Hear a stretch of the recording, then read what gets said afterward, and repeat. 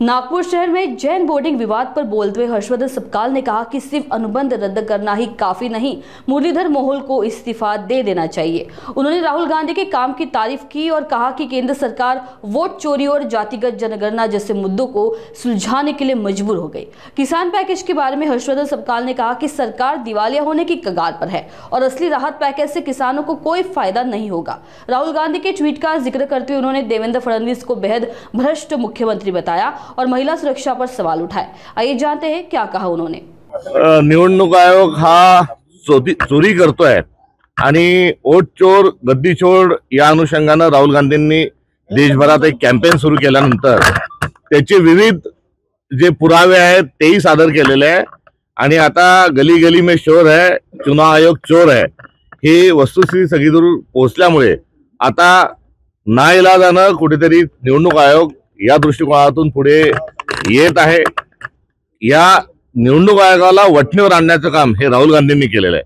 आम्ही जातीनिहाय जनगणना करणार नाही असं वारंवार राष्ट्रीय स्वयंसेवक संघ आणि सरकार मोदी सरकार हे सांगत असतानाही राहुल गांधींनी जातीनिहाय जनगणनाचा निर्णय घेण्याकरता केंद्रीय सरकारला जसं भाग पाडलंच त्याचाच दुसरा भाग हा निवडणूक आयोगाला राहुल गांधी वठणीवर आल्याशिवाय राहणार नाही याचेच असणारा आजची पत्रकार परिषद म्हणजे त्याचेच एक संकेत आहे। फडणवीसांनी असं म्हटलं की ज्यांची नोट चोरी बंद झाली ते आता वोट चोरीच्या नावाने उलटत आहे। आता त्या फडणवीसांचा जो संताप आहे हा समजण्यासारखा आहे, कारण जो माणूस मतांच्या चोरीतून मुख्यमंत्री होतो आणि आता त्यांची चोरी पकडला गेल्यानंतर त्यांनी आता धचामा करण्याची त्यांची जी जुनी पद्धत आणि परंपरा आहे ती ते कायम ठेवणार आहे। त्यामुळे त्यांची जी चिडचिड आहे आणि त्यांचं वड्यावरचं वांग्यावर काढणं जे आहे हे समजून घेण्यासारखं आहे। जैन बोर्डिंगचा व्यवहार रद्द करण्यात आलेला आहे, कसं पाहता? जैन बोर्डिंगचा व्यवहार रद्द करून चालणार नाही। जैन बोर्डिंगचा संपूर्ण ती 3.5 एकर जमीन ही जैन धर्माची जमीन गिळंकृत करणारा जो आका होता तो दुसरा तिसरा कोणी नसून मुरलीधर मोहोळ जे आहेत हे त्याच्या मागचे सगळा कटकारस्थानाचा भाग होता। यांचा केंद्र सरकारमधून राजीनामा झाला पाहिजे। हा व्यवहार तर रद्द झालाच असता, आज नसता झाला तर उद्या झाला असता, कारण एकंदरीत त्यातला अनियमितता आणि त्यातलं जे काळबेर आहे हे बाहेर आल्यानंतर तो व्यवहार शेवटापर्यंत जाऊ शकत नव्हता। आता मोहोळांना वाचवण्याकरता कुठेतरी हा जो असणारी जी खरेदी आणि सगळा जो करार आहे हा रद्द करण्याचा खटाटोप त्यांचा चाललाय। मात्र यातले दोषी कोण होते, एवढी मोठी अनियमितता कशी झाली, मुख्यमंत्र्यांच्या नातेवाईक असणाऱ्या धर्मदाय आयुक्तांनी नियम डावलून परवानगी कशी दिली, या मूलभूत प्रश्नांचे उत्तर ती मिळाली पाहिजे। उत्तरच नव्हे तर या सर्वांवर कारवाई झाली पाहिजे, नुसता तो व्यवहार रद्द करून चालणार नाही। फलटण प्रकरणामध्ये काल फडणवीसांनी क्लीन चिट दिलेली आहे माजी खासदारांना, तुम्ही निंबाळकर यांना, तुम्ही काँग्रेस कसं बघताय? त्यांच्या क्लीन चिटचा जो एकंदरीत प्रकार आहे आपण बघितला आहे की भाजप म्हणजे वॉशिंग मशीन आहे आणि त्यामध्ये कितीही काळं बेरं कोणी टाकला तरी ते लगेच ताबडतोबीने स्वच्छ करून घेतात।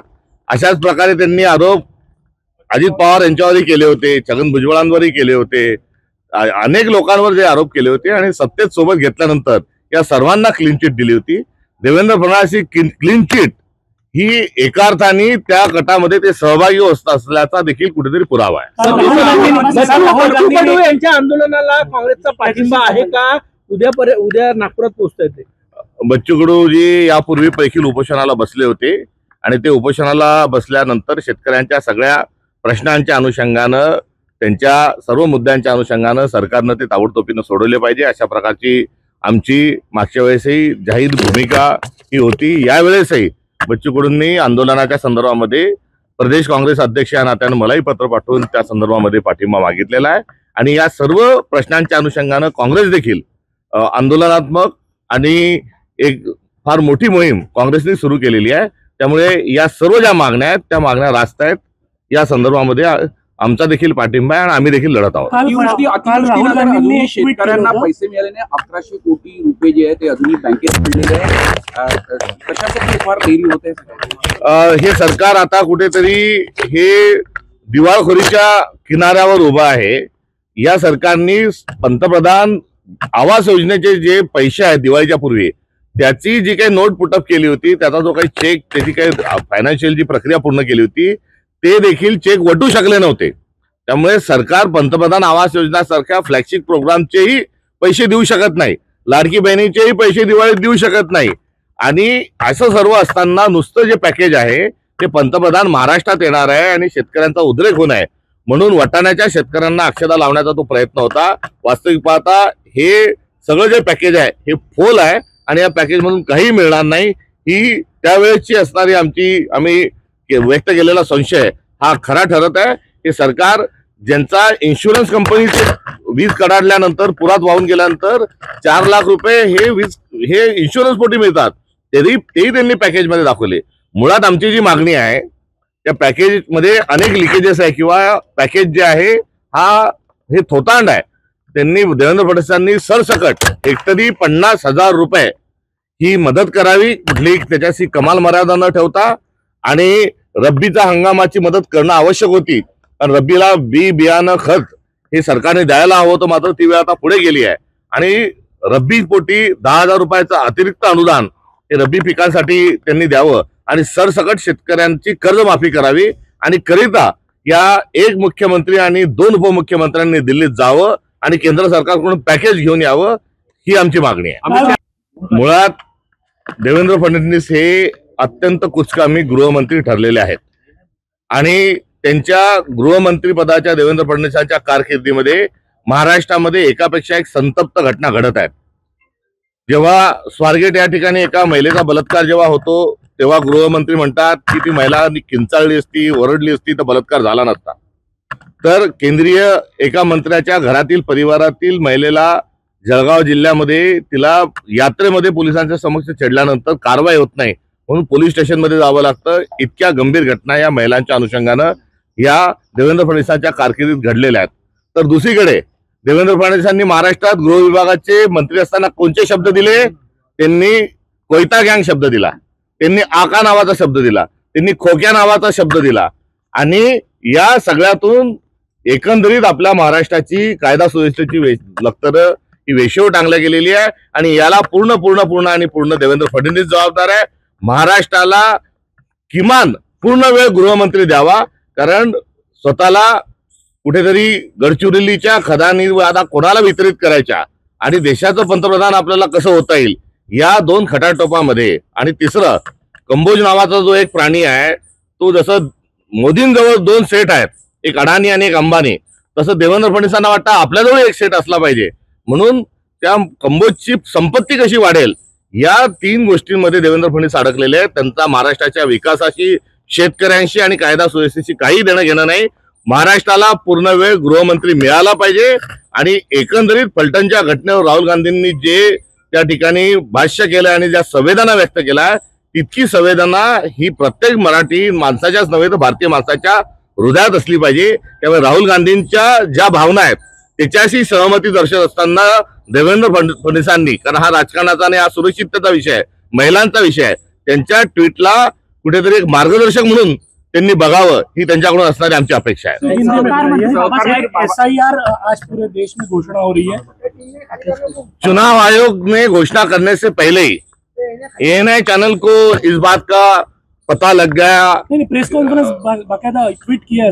हाँ ये लग गया है. इस बात पर बारे में थोड़ा मुझे आश्चर्य हो रहा है क्योंकि चुनाव आयोग की प्रेस होती है तो प्रेस में क्या होने वाला है ये तय होता है. मगर कहीं ना कहीं यहाँ पर भी एक फिक्सिंग के स्वरूप में कुछ चीजें जो हो रही है ये बड़ी संगीन है. राहुल गांधी यांच्या जावयाने एका शिक्षकाच्या नावावर कर्ज घेतलं आणि ते न भरल्यामुळे आत्महत्येचा प्रयत्न.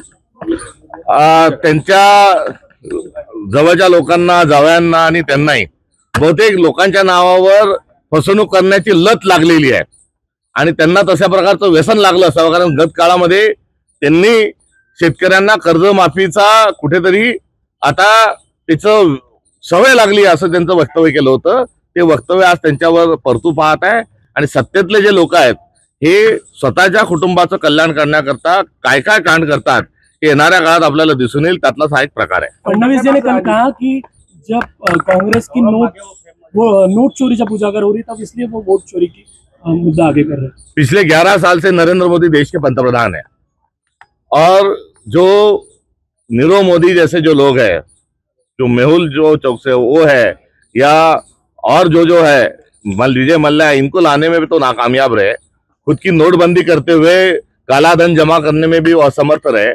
और पिछले 11 साल से आप यदि सत्ता में हो तो जिन्होंने चोरी की उनको पकड़ो।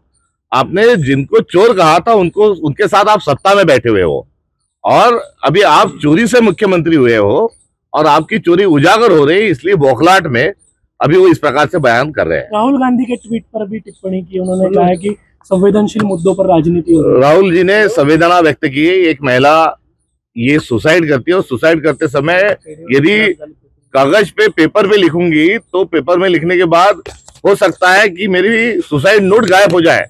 इस डर से शायद उन्होंने अपने सुसाइड नोट अपने हाथों पे लिखी है, और हाथों पे लिखने का कारण ये प्रशासन पर, लॉ एंड ऑर्डर पर उनका भरोसा नहीं था, इसलिए हाथ पे लिखी। और ऐसी स्थिति में यदि कोई संवेदना व्यक्त करता है तो उसके बारे में इस प्रकार से टिप्पणी करना ये राजधर्म को शोभा नहीं देता।